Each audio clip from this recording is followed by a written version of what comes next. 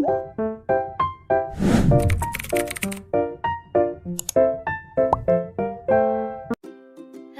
assalamualaikum anak-anak.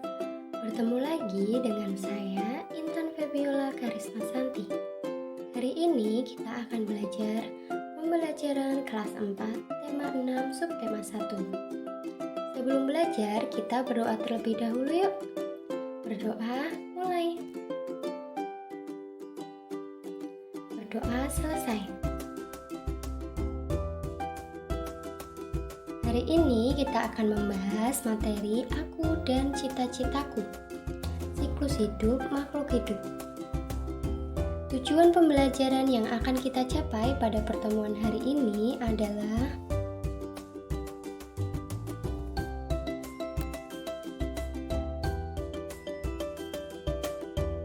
mengamati siklus hidup makhluk hidup.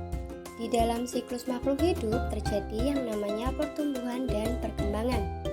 Pertumbuhan adalah perubahan bentuk tubuh karena adanya pertumbuhan tinggi dan bobot pada tubuh.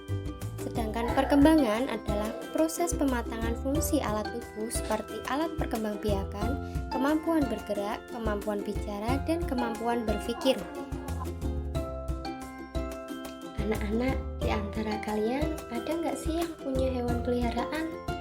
Lalu, tahukah kalian bagaimana tahap pertumbuhan pada hewan yang kalian pelihara? Mari kita simak baik-baik contohnya. Yang pertama, ayo perhatikan siklus hidup kucing di bawah ini.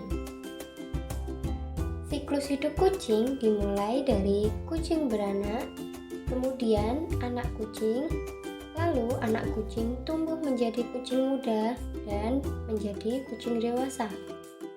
Sedangkan tahap pertumbuhan pada ayam adalah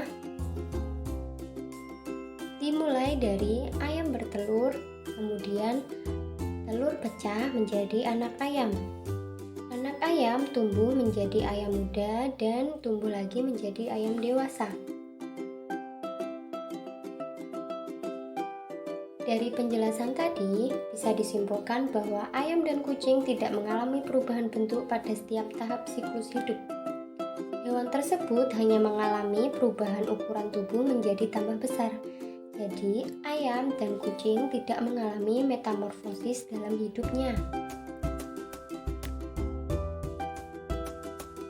Yang selanjutnya adalah mencirikan siklus hidup serangga. Siklus hidup setiap hewan bisa berbeda-beda. Ada hewan yang mengalami metamorfosis dan ada yang tidak mengalami metamorfosis. Metamorfosis hewan ada yang sempurna dan ada yang tidak sempurna. Yang pertama, kita akan membahas metamorfosis sempurna.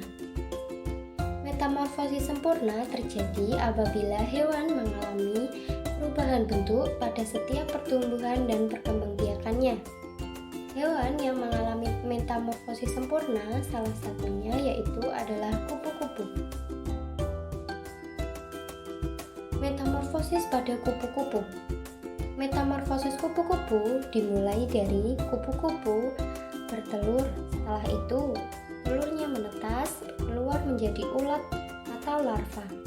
Kemudian, ulat menyelimuti tubuhnya dengan benang-benang dari air liurnya untuk menjadi kepompong.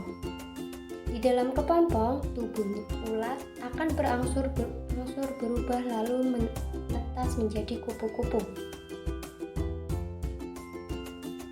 Selain kupu-kupu, kita dapat mempelajari daur hewan yang lainnya yang bermetamorfosis sempurna, misalnya adalah hewan-hewan yang ada di sekitar kita, yaitu adalah nyamuk dan lalat. Metamorfosis pada nyamuk dimulai dari nyamuk dewasa bertelur di permukaan air yang menggenang. Lalu telur nyamuk akan menetas menjadi larva atau jentik-jentik nyamuk. Jentik-jentik nyamuk hidup dengan cara berenang di dalam air. Lalu ia akan tumbuh menjadi pupa. Setelah beberapa lama, pupa akan pecah dan nyamuk pun akan keluar dari dalam pupa. Selanjutnya adalah metamorfosis pada lalat. Dimulai dari lalat dewasa bertelur dan biasanya mereka akan meletakkan telurnya di tempat yang kotor seperti di tempat sampah atau di tempat yang memiliki bau tidak sedap. Telur lalat akan menetas menjadi larva atau belatung. Larva bergerak dan merayap mencari makanannya. Belatung tumbuh dan berubah menjadi pupa.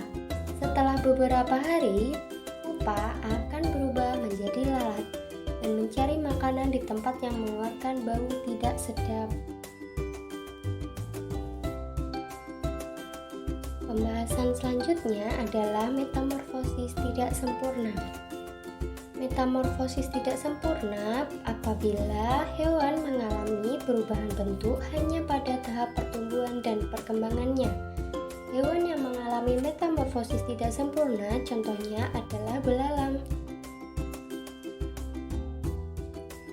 Metamorfosis belalang dimulai dari belalang bertelur. Telur belalang biasanya diletakkan di dalam tanah. Setelah itu, telur belalang akan menetas menjadi belalang muda atau nimfa yang tidak bersayap. Nimfa akan tumbuh dan mengalami pergantian kulit dan sayapnya pun akan tumbuh. Selanjutnya, nimfa akan menjadi belalang dewasa dan memiliki sayap. Selain belalang, metamorfosis tidak sempurna juga dialami oleh kecoa. Metamorfosis kecoa dimulai dari kecoa dewasa bertelur, lalu ia akan meletakkan telurnya di dalam kapsul. Setelah beberapa lama, telur akan menetas dan berubah menjadi nimfa. Nimfa belum memiliki sayap. Nimfa akan beberapa kali berganti kulit sampai menjadi kecoa dewasa. Saat dewasa, kecoa memiliki sayap sehingga kecoa bisa terbang. Setelah kecoa, hewan lain yang juga mengalami metamorfosis tidak sempurna adalah capung. Dalam metamorfosis capung, dimulai dari capung dewasa bertelur dan menyimpan telurnya di dalam air. Telur capung akan menetas menjadi nimfa. Lalu, nimfa akan hidup di dalam air dan bernafas menggunakan insang. Nimfa belum memiliki sayap. Nimfa mengalami kurang lebih 10 kali untuk pergantian kulit. Seiring dengan pertumbuhannya, nimfa akan tumbuh dan akan menjadi capung dewasa.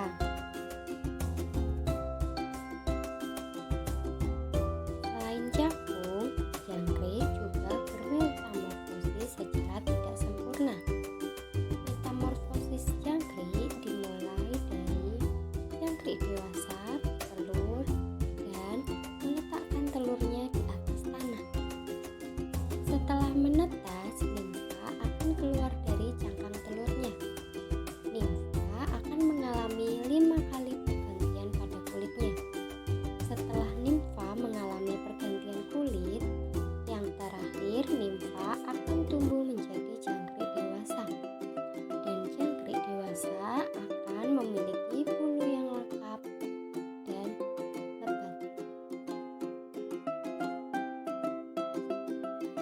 Dari penjelasan tadi, kita bisa membandingkan metamorfosis sempurna dan tidak sempurna. Metamorfosis sempurna yang dialami pada kupu-kupu adalah telur kupu-kupu menetas menjadi larva. Sedangkan tidak sempurna pada belalang adalah telur belalang menetas dan berubah menjadi nimfa. Perbedaan yang kedua adalah bentuk ulat yang baru menetas berbeda dengan induk kupu-kupu, sedangkan bentuk nimfa yang baru menetas menyerupai induk belalang. Perbedaan yang ketiga adalah kupu-kupu akan mengalami perubahan dalam setiap tahapan pertumbuhannya. Sedangkan pada belalang, ia hanya mengalami perubahannya pada beberapa tahap saja. Yaitu tadi adalah materi yang kita pelajari pada hari ini, yaitu adalah mempelajari tentang siklus hidup pada makhluk hidup. Apabila ada penyampaian materi bu guru yang masih banyak kesalahan, keliru mohon maaf ya. Kita ketemu minggu depan. Assalamualaikum warahmatullahi wabarakatuh.